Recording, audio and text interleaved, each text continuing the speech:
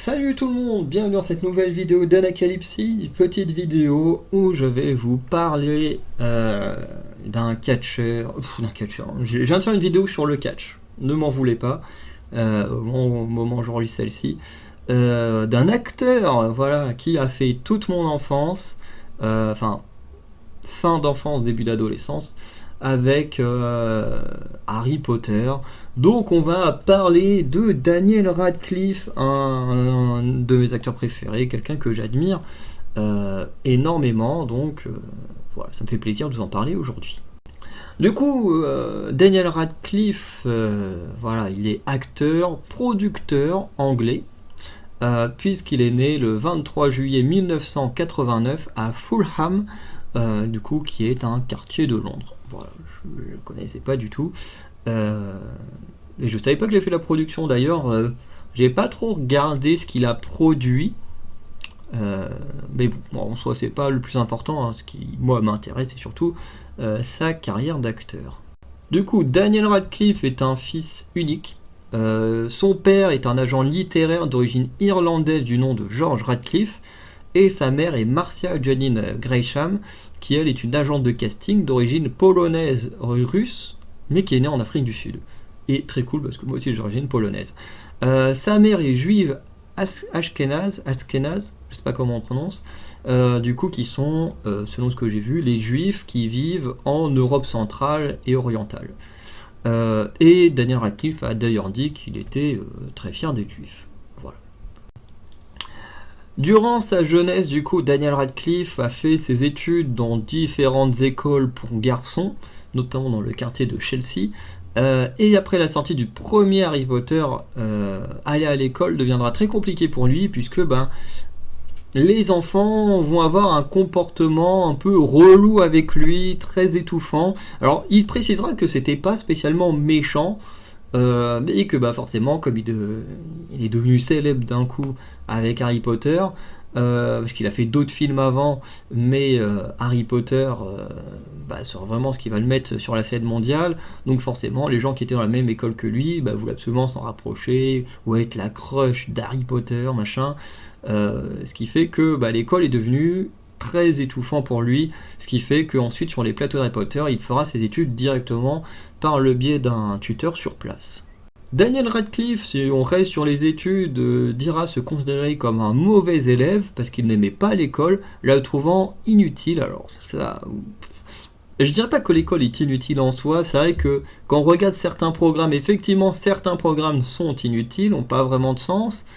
Mais voilà, l'école reste quand même assez importante, mais c'est vrai que si tu n'es pas fait pour les études, effectivement c'est mieux d'aller dans le monde du travail directement. Voilà. Et il trouvera aussi que l'école est difficile, et ça je suis totalement d'accord. Malgré ça, il obtiendra son A-Level, donc qui est l'équivalent du bac, avec une excellente note en 2006. Donc voilà, le gars il est pas ça, mais il a quand même eu une excellente note. Il décidera tout de même de se concentrer sur sa carrière d'acteur plutôt que ses études, contrairement notamment à Emma Watson, son ancienne camarade d'Harry Potter. Voilà. Plutôt, il préfère faire ça plutôt que d'aller à l'université, et notamment des choses qui fait qu'il ne voulait pas aller à l'université, en plus de ne pas aimer les études, c'est les paparazzis. Parce qu'il disait, les paparazzis, j'aurais pu en profiter si je vais à une soirée et tout, pour dire, hé, regardez l'acteur là d'Harry Potter qui est en train de picoler, machin, lui montrer une mauvaise image, et ça, il n'en avait pas spécialement l'envie. Mais je peux totalement le comprendre. Maintenant, on va entrer dans la carrière de Daniel Radcliffe. Du coup, avant de jouer Harry Potter, ce dernier jouera dans plusieurs films, notamment dans David Copperfield, où il y jouera le personnage principal en version enfant. Et sur le tournage, il va notamment jouer avec Maggie Smith et Imelda Staunton, qui ont plus tard respectivement joué Minerva McGonagall et Dolores Umbridge dans Harry Potter. Il jouera également dans Le Tailleur de Panama aux côtés d'un très gros casting, puisqu'il y a notamment Geoffrey Rush qui joue Barbossa dans Pirates des Caraïbes, et Jamie Lee Curtis, alors qui est très connue, mais j'ai jamais vu de film d'elle. Mais de mémoire, je crois qu'elle a été connue grâce à Halloween. Mais encore une fois, je peux me tromper parce que j'ai jamais vu de. Si, attends, j'ai vu un film avec Jamie Lee Curtis. Mais c'est un film assez récent. Bref, ça n'empêche que je la connais pas plus que ça. Je sais qu'elle son nom sonne comme un nom mythique dans le monde du cinéma, mais j'ai quasiment rien vu de sa carrière. En 1999, le producteur David Heyman lance le casting pour Harry Potter à l'école des sorciers, mais va rencontrer Daniel Radcliffe un peu par hasard quelques temps avant. Parce qu'en effet, Daniel Radcliffe et son père, George, vont se rendre à une pièce de théâtre, et du coup, dans cette pièce de théâtre, David Heyman était là, et assis pas très loin d'eux. Et d'ailleurs, alors c'est très bizarre quand il le dit comme ça, mais David Heyman va être très intéressé par le petit garçon assis pas très loin de lui. C'est très chelou dit comme ça. Et du coup, il va être tellement euh, impressionné par l'énergie qu'a Daniel Radcliffe en regardant la pièce de théâtre que il va convaincre George Radcliffe de laisser son fils faire le casting pour Harry Potter. Ce qui du coup va se faire. Lors des auditions, du coup, Chris Columbus, qui est le réalisateur du premier et deuxième film, aura également un intérêt pour Daniel Radcliffe puisqu'il avait déjà remarqué son acting dans David Copperfield. D'ailleurs, j'ai marqué Daniel Copperfield, je sais pas du tout ça. Et du coup, Daniel Radcliffe décrochera le rôle d'Harry Potter pour Harry Potter. En 2002, une fois Harry Potter et la Chambre des Secrets sorti, Daniel Radcliffe, Rupert Grint et Emma Watson vont recevoir beaucoup de félicitations des critiques pour leur jeu, alors qu'en plus ils sont quand même très jeunes. Daniel Radcliffe, quand même, qui est né en 89, ça fait quoi, 10, ouais, ça fait à peine 13 ans, un truc comme ça, quand même très jeune. Après, Emma Watson, elle avait 12 ans. Pareil, Rupert Grint, 12-13 ans, donc ils étaient quand même très très jeunes, et les enfants acteurs, souvent c'est compliqué l'acting, du coup, voilà. En 2004 sortira Harry Potter et le prisonnier d'Azkaban, qui rencontrera le moins de succès de toute la saga, ce que je comprends pas, parce que pour moi c'est le meilleur film de la saga, mais en même temps je suis tellement attaché à ce film, au livre aussi, Harry Potter, le prisonnier d'Azkaban, que ce soit film ou livre, c'est mon favori. Mais bon, c'est comme ça. Mais pourtant, Daniel Radcliffe sera quand même nommé 2 fois dans la catégorie meilleur acteur, donc au Critics' Choice Award et au Saturn Awards. Bon, il ne gagnera pas de prix, mais voilà. En 2005, Harry Potter et Coup de Feu battra des records au box-office des films Harry Potter précédents. Donc le 4e, quand il sort, c'est le meilleur d'Harry Potter en termes de box-office, avec des très grosses recettes, notamment aux États-Unis et en Angleterre, enfin plutôt en Grande-Bretagne. En 2006, Daniel Radcliffe jouera le personnage d'Harry Potter dans The Queen's Handbag, un épisode spécial d'Harry Potter pour les 80 ans de la reine Elisabeth II. Alors ça, je savais même pas que ça existait avant d'écrire la vidéo. En 2007 sort Harry Potter et l'Ordre du Phénix, qui remporte un nouveau record, soit enregistré au niveau mondial, 33 millions de dollars, juste pour le week-end d'ouverture. C'est quand même assez énorme. Et surtout que quand on parle de recettes, il faut toujours remettre les films dans leur contexte, dans leur époque. Encore une fois, aujourd'hui, je sais plus dans quelle vidéo j'ai dit ça, mais il y a une que j'ai enregistrée récemment, j'ai fait la même remarque. Mais aujourd'hui, c'est pas rare d'avoir des films qui font facilement le milliard de dollars quand tu as une grosse promo dessus, ou que le film est vraiment bon. Mais à l'époque, atteindre certains chiffres en recettes, c'était plus rare. Donc voilà, il faut toujours remettre les recettes dans le contexte de leur époque. Du coup, Daniel Radcliffe, il remportera le prix du meilleur acteur au National Movie Award. Et avec le succès des films, Daniel Radcliffe, Emma Watson et Rupert Grint naîtront les empreintes de leurs mains et de leurs pieds devant le théâtre chinois de Grauman à Hollywood. Et malgré tout ça, le trio hésitera quand même à signer un contrat pour faire la fin de la saga. Mais bon, finalement, ils le feront quand même, sinon on n'aurait jamais eu la fin qu'on a eue. En 2008 Pourquoi j'ai mis devrait 2008, c'est déjà passé depuis longtemps. Devait sortir Harry Potter et le prince de sang mêlé, mais le film sera décalé d'1 an. Alors je sais plus trop pourquoi, mais je sais qu'il y a un acteur qui est allé en prison à cause de la drogue ou de l'alcool, un truc comme ça. Bref, il y a eu des petits soucis. Donc le film sortira 1 an plus tard. Pour le trio d'acteurs principaux, les choses changent également puisqu'ils sont plus gosses, ce qui fait que les spectateurs et la critique du coup ne les ne les juge plus comme des enfants. C'est-à-dire que quand t'es des enfants, tu les juges avec un petit côté, bon, allez, c'est des enfants, ils peuvent faire des erreurs et tout. Par contre, en étant des adultes, on devient beaucoup plus critique, beaucoup plus difficile sur l'acting des acteurs ou des actrices. Hein. Voilà, du ça de manière générale, générique. Avec la sortie d'Harry Potter et les reliques de la mort, partie 1 en 2010, le trio recevra un nouveau compliment, un peu bizarre je trouve, de la part du Washington Post, qui dit « Qui aurait pu prédire que Radcliffe, Grint et Watson se révéleraient de bons acteurs ?» Genre en mode, avant ils étaient nuls, et là avec ce film, ils sont devenus bons. Très très bizarre comme commentaire, mais bon, ça veut quand même dire dans le sous-texte qu'ils trouvent qu'aujourd'hui ce sont des très bons acteurs. Mais en même temps, ça veut dire qu'avant ils étaient peut-être pas si bons qu'on le pense. Bref. Le dernier film de la saga, soit la partie 2 des Reliques de la Mort, sortira en 2011 et il sera le seul film à être diffusé en 3D. Et il sera aussi le seul film de la saga Harry Potter. Hein, je ne mets pas les Animaux Fantastiques dedans parce que je ne sais pas combien ils ont fait. A dépassé le milliard de dollars en termes de recettes. On va rapidement parler des films, ou du moins oui, de certains films dans lesquels Daniel Radcliffe a joué pendant la période Harry Potter, ainsi que ce qui touche aux pièces de théâtre et tout ça. Donc en 2007, Daniel Radcliffe jouera dans le film Mon fils Jack, qui sortira le jour de la commémoration de l'armistice le 11 novembre du coup 2007. Voilà, où Daniel Radcliffe va recevoir de nombreuses critiques positives pour ses performances d'acteur. Il apparaîtra dans la... Pourquoi j'ai mis dans la même nuit dans la même année dans December Boys. Voilà, et à l'âge de 17 ans, Daniel fera de nouveau parler grâce à son rôle dans la pièce de théâtre Écus, voilà, dans laquelle il jouera avec Richard Griffiths qui joue l'oncle Vernon. La pièce atteindra déjà 1,7 million de ventes de billets dès les préventes et aura un aspect médiatique très fort puisque à un moment donné Daniel Radcliffe jouera nu sur scène. Donc j'ai pas pris de photos où on sentait qu'il était nu, hein. J'ai réussi à en trouver une, je me suis dit ouais non, je vais quand même peut-être pas mettre celle-là parce qu'avec YouTube on sait pas ce que ça peut donner, même si techniquement on voit rien, mais bon voilà, mais voilà, il jouera nu sur scène. Avec le succès de la pièce de théâtre, celle-ci sera décalée à Broadway aux États-Unis.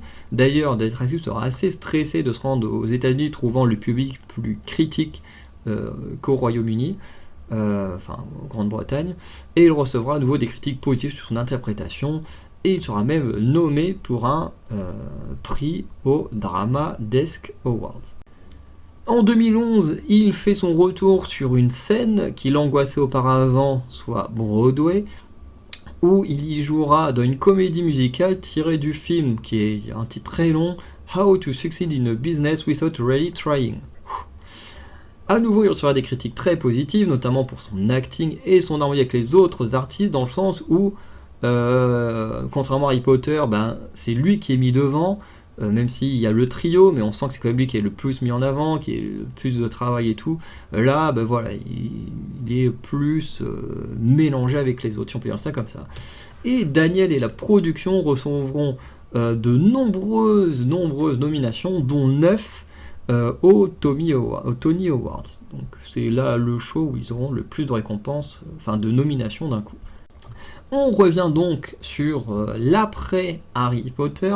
Donc son premier projet sera le film d'horreur La Dame en Noir, qui recevra des critiques positives, même s'il est noté que 65% sur Rotten Tomatoes. Alors je sais que Rotten Tomatoes, c'est pas le truc de notation le meilleur au monde, mais voilà, honnêtement, je trouve que c'est justifié. Voilà, on reviendra plus tard, mais je crois que c'est justifié. Par la suite, en 2013, il continuera à se diversifier, notamment avec le rôle du poète Alan Greensberg dans Kill Your Darling, ou encore la comédie romantique, et beaucoup plus si affinité. Daniel va continuer du coup pendant les années qui suivent à se diversifier, notamment en jouant dans une sorte de trailer fantastique en 2014 avec le film Horns.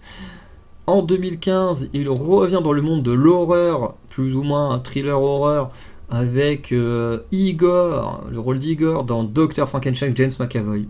Je en reparlerai, j'adore. En 2016, Daniel Radcliffe nous sort une grosse année, hein, en interprétant le méchant dans Insaisissable 2. Il jouera également dans le film Imperium, dont il a le rôle principal, et Swiss Army Man, que j'ai pas vu, que j'ai très envie de voir, où il interprète un cadavre. Et d'ailleurs, c'est après 2016 où je n'ai plus vu de film de lui, pas volontairement, mais d'un coup, je sais pas pourquoi, j'ai pas regardé ses films suivants. Donc on va rapidement parler de ce qui s'est passé entre 2017 et 2023. Daniel a proposé pas mal de nouveaux projets que je n'ai pas suivis, mais je vais noter ce qui pour moi était le plus intéressant. Donc en 2017, il jouera dans Jungle, qui est une biographie de l'auteur Yossi Ginsberg. Donc voilà, biographie, encore un style différent. Il va notamment retourner à Broadway pour la comédie The Lifespan of a Fact, où il recevra notamment une récompense au Broadway.com Audience Awards pour le meilleur acteur dans une pièce. Il jouera aussi un personnage différent dans chaque saison de l'anthologie Miracle Workers, que je ne connais pas, et il va aussi tester la voix off dans l'animation, en prêtant sa voix pour le film Playmobil The Movie, et par la suite il continuera à tourner dans des films et pièces de théâtre, et d'ailleurs je crois qu'il y a un film où il joue le méchant principal, donc il se diversifie plutôt pas mal. On va parler un petit peu des engagements de Daniel Radcliffe, puisqu'il a des engagements pour différentes œuvres caritatives. Il soutient notamment la Demelza House Children's Hospice, donc normalement c'est la photo du lieu que vous avez, qui globalement est un hôpital dans le Kent qui s'occupe d'enfants en phase terminale de maladie. C'est un lieu lourd, hein, voilà, dont le but est d'aider à continuer à faire vivre des enfants qui malheureusement mourront peu de temps après. Après, de toute façon, quand tu as un diagnostic de terminal d'une maladie, en général, c'est que tu n'en as plus pour super longtemps. Il a aussi offert une mèche de cheveux et un autographe au British Charity qui va en récolter 750 livres, qui équivaut à un petit peu moins de 1000 euros. En 2015, il devient également ambassadeur au sein d'Amnesty International pour sensibiliser les Britanniques au cas de la Syrie, qui, selon l'organisation, bafoue les droits de l'homme. Et le but est d'éviter que d'autres pays reproduisent ce genre d'actes, ou que de se laisser engrainer par certains bords politiques qui pourraient pousser à dépasser les droits de l'homme. En dernier engagement, il y a un soutien du Trevor Project, qui est une organisation américaine qui se bat contre le suicide chez les jeunes LGBTQ aux États-Unis, et je crois qu'il va en offrir une grosse somme d'argent, mais je ne sais pas si c'est réellement Daniel Radcliffe avec sa somme d'argent et son soutien, ou si c'était un exemple de ce qu'a fait le Trevor Project, mais en tout cas, sera mis en place une assistance téléphonique 24/24 pour que les jeunes LGBTQ qui se sentent pas bien puissent avoir quelqu'un à qui parler.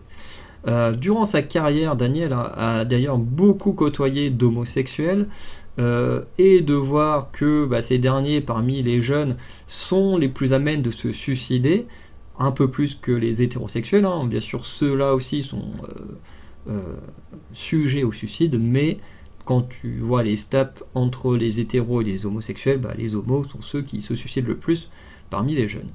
Et du coup, avec Daniel Radcliffe qui est très proche de beaucoup d'homosexuels, au point que parfois des gens le voient comme un homosexuel, ça fait que il soutient ce projet.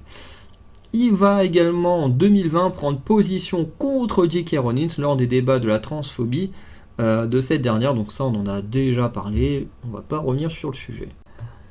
À côté des planches de théâtre et des plateaux de cinéma, Daniel Radcliffe s'est également lancé dans l'écriture à une certaine période de sa vie, en publiant 4 textes de poésie, je pense que c'est de la poésie, au vu de sa vision de la poésie, il a peu que écrire de la poésie.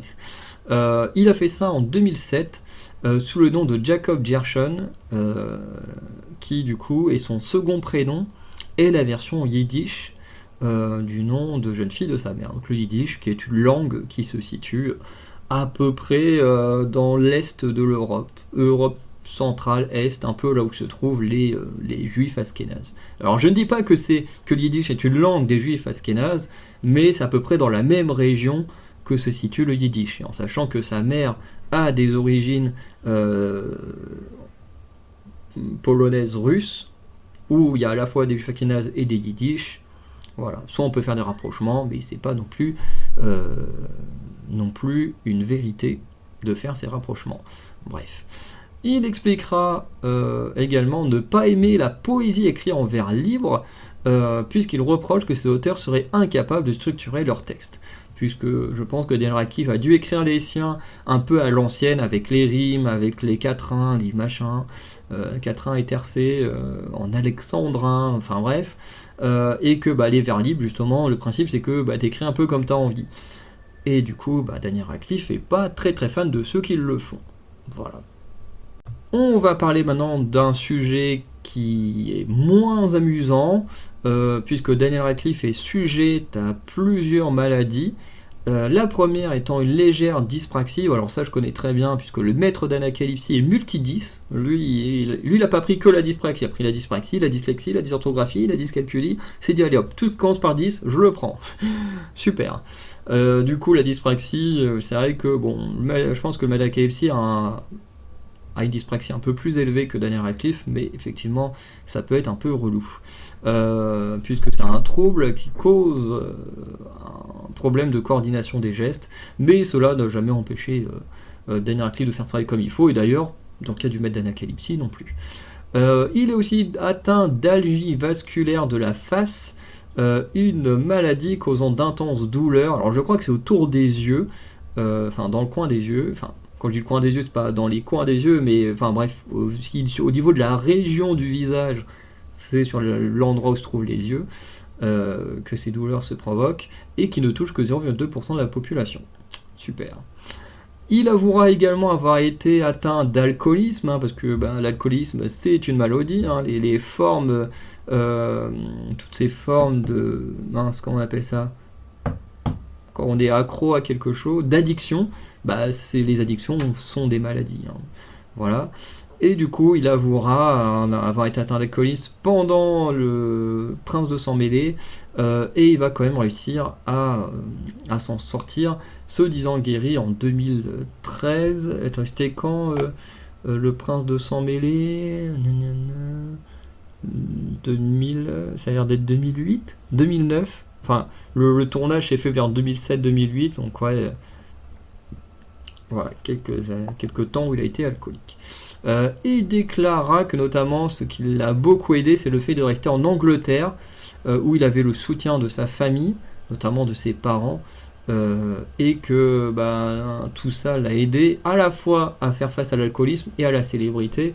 Parce que c'est vrai que quand on remarque que Daniel Radcliffe, c'est quand même un gars qui a été propulsé au sommet très jeune, et qui, contrairement à d'autres acteurs qui ont un peu plus sombré, lui, il s'en est quand même très très bien sorti, je trouve. On va passer côté religion. Voilà, Daniel Radcliffe, lui, a grandi dans un foyer qui ne met pas quelconque religion en avant. D'ailleurs, moi j'ai grandi dans ce genre de foyer aussi, où il n'y avait pas de religion dans le foyer. Mes parents m'ont toujours dit, si tu veux croire en la religion, libre à toi de le faire, mais c'est à toi de découvrir les religions et de le faire. Par contre, nous, on t'obligera jamais à avoir une religion. Et ça, je trouve que c'est une très très bonne réflexion de ma mère et du père du maître d'anacalypsie qui m'a élevé. Et je pense que je ferai la même chose quand j'aurai des enfants. Il n'y aura pas de religion dans mon foyer. Bon, après, je sais pas comment sera ma copine quand j'en aurai une. Peut-être que je sortirai avec une fille qui a une religion. Je ne sais pas encore. Mais en tout cas, je souhaiterais que notre enfant ne soit pas baptisé de force, n'ait pas de religion de force, parce que globalement, quand ton enfant est élevé avec une religion et tout, globalement c'est le forcer à avoir un idéal, des idéaux qu'il maîtrise pas, qu'il comprend pas quand t'es enfant. Et voilà, donc moi je pense que mon enfant il fera ce qu'il veut. Moi, mes parents c'est comme ça qu'ils ont fait, ils nous ont dit si vous voulez avoir une religion, vous démerdez, vous les découvrez, voilà, on vous obligera à rien. Si vous voulez vous baptiser, pareil, hein, vous faites des découvertes et vous voyez si vous voulez le faire ou pas. Au final, on s'est jamais baptisé et on n'a jamais eu de religion. Mais je trouve que c'est un mode de vie que je trouve beaucoup plus sain.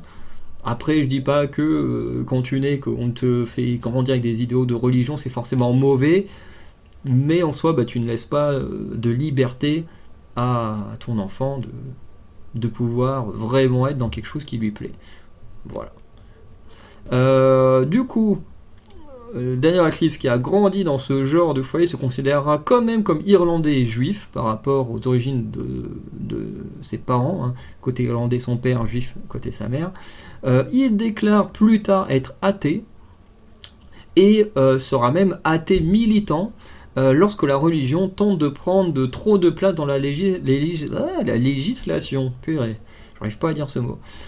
Et là-dessus, j'avoue que je le rejoins parce que moi je suis athée, alors pas athée militant, parce que la politique, voilà, j'en ai un peu rien à foutre, hein, voilà. Mais je peux comprendre son point de vue, parce qu'effectivement, la religion doit rester la religion avec les croyances et faire son truc avec les croyances et tout, tandis que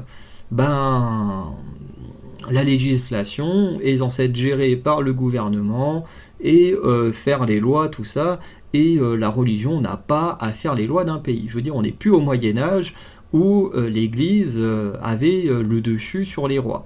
Aujourd'hui, on n'est plus à une époque comme ça, et je peux comprendre effectivement que certains athées peuvent militer contre les religieux quand ces derniers veulent prendre trop de place sur la loi.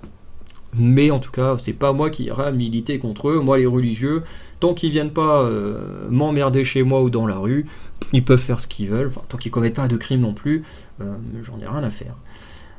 Au final, il déclarera plus tard être agnostique, bien que toujours penchant un peu plus sur l'athéisme. Et du coup, agnostique, c'est un peu bon.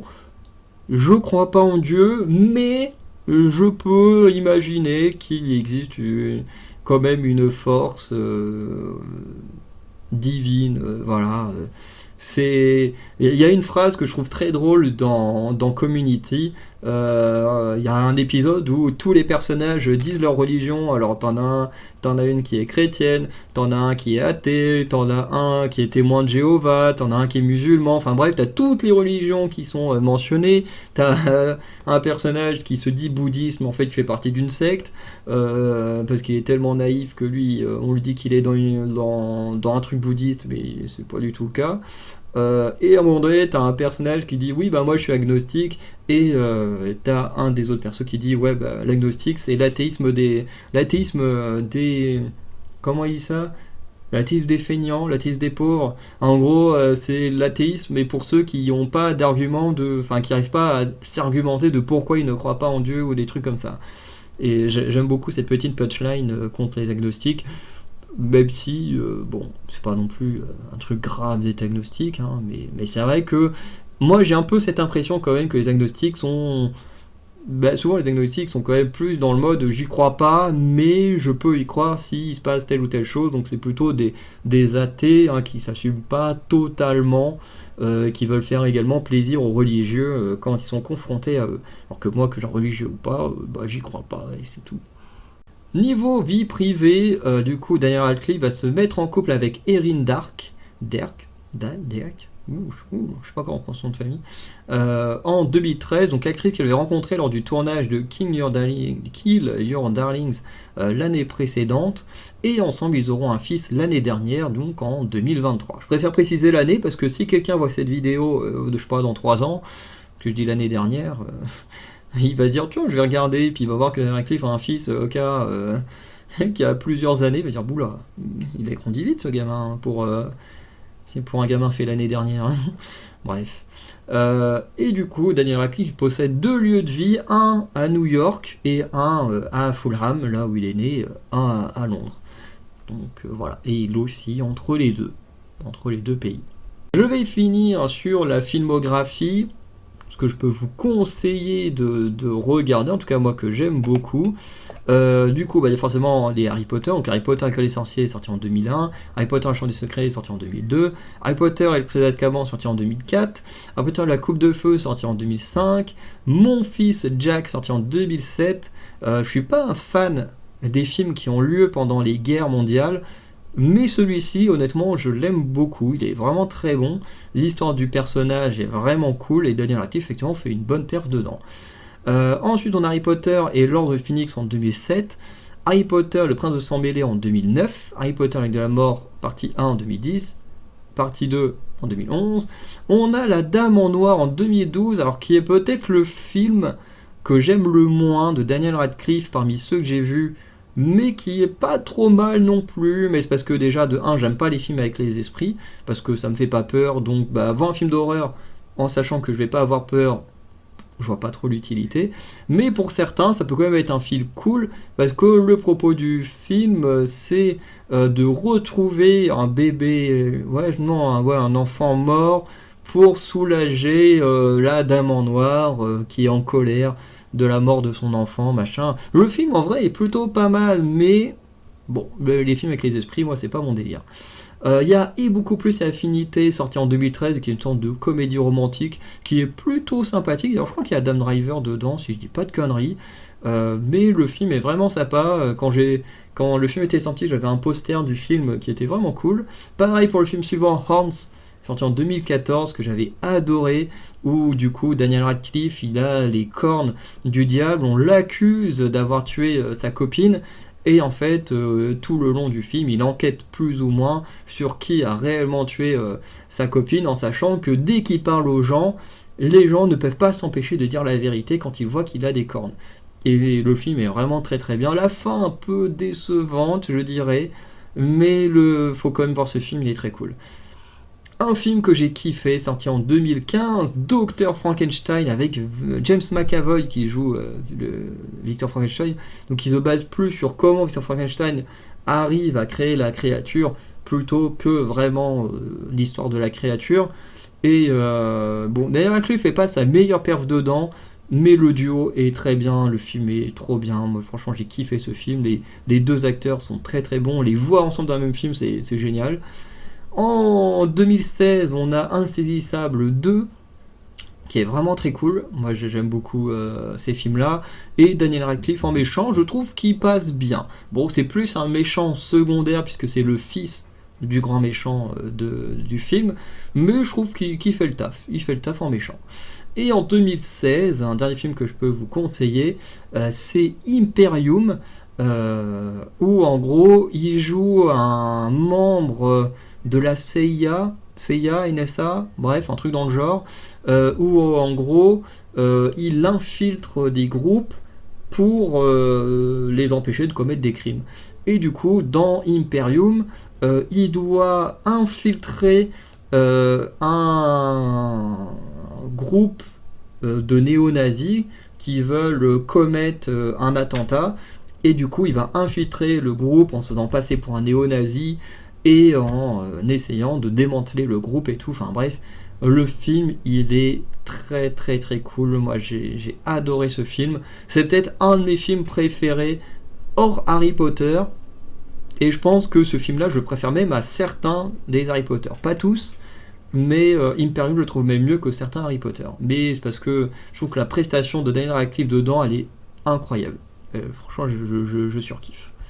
Du coup, on va s'arrêter là pour cette vidéo, je vais dire pour ce film, non, on n'est pas en train de faire un film. Et voilà, j'ai été très heureux de vous parler de Daniel Radcliffe, qui est un homme que j'admire énormément. Voilà, c'est bien aussi de parler des hommes que j'admire. Je parle plus facilement des femmes que j'admire, mais parler des hommes que j'admire, c'est très bien aussi. Et Daniel Radcliffe est dans le top 3, top 5, top 5 voire top 3 de mes acteurs préférés. Franchement, alors même si ça fait longtemps que j'ai pas revu de film de lui, ça reste quand même un homme qui m'a marqué pendant mon enfance, pendant mon adolescence, que quand j'ai vu... Le premier film que j'ai vu de lui, c'était Harry Potter, le prisonnier d'Azkaban, premier film que j'ai vu au cinéma. C'est peut-être aussi pour ça que j'ai un affect particulier pour Le Prisonnier d'Azkaban. Mais le film est sorti en 2004, j'avais 9 ans à l'époque. 9 ans. Donc il a fait une partie de mon enfance, une grosse partie de mon adolescence, et bah du coup, fin de mon adolescence, début de mon âge adulte, hein, on va dire. Hein. Ce dernier film que j'ai vu de lui, j'avais 21 ans. Donc, ouais, c'est ça. 2016, j'avais 21 ans. Non. Si. Non. Attends. Attends, j'avais quel âge? Attends, j'avais 10 ans. Bah si, attends. Non. Putain, je suis en train de me perdre. Si, j'avais 21 ans. J'avais 10 ans en 2005, 20 ans en 2015, donc 21 ans en 2016. Si, c'est ça. Tout, j'ai eu un problème là sur les calculs, j'arrivais. Désolé. Mais du coup, ouais, pendant globalement, de mes 9 ans à 21 ans, le gars m'a fait mon divertissement. Alors bien sûr, il n'est pas le seul, mais il a fait partie des personnes à vraiment me faire le plus mon divertissement bah, pendant très longtemps. Hein. Donc voilà, c'est quelqu'un pour qui j'aurais eu toujours de l'admiration, même si j'ai un peu moins suivi ces dernières années. Donc voilà, n'hésitez pas à me dire ce que vous pensez de Daniel Radcliffe, est-ce que vous l'aimez, est-ce que vous l'aimez pas, si vous l'aimez, quels sont vos films préférés de lui, est-ce que vous avez surtout connu avec Harry Potter, vous refaisiez Harry Potter en boucle, ou est-ce que vous êtes aussi réussi à vous adapter à l'après Harry Potter, parce que beaucoup de gens ont eu du mal à s'adapter à l'après Harry Potter, mais est-ce que vous faites partie comme moi des gens qui ont quand même réussi et qui ont adoré d'autres films autant que Harry Potter dans ce qu'il a fait par la suite. Donc dites-moi tout ça en commentaire, et sinon je vous souhaite une bonne journée, une bonne soirée, je vous dis à très bientôt. Ciao tout le monde.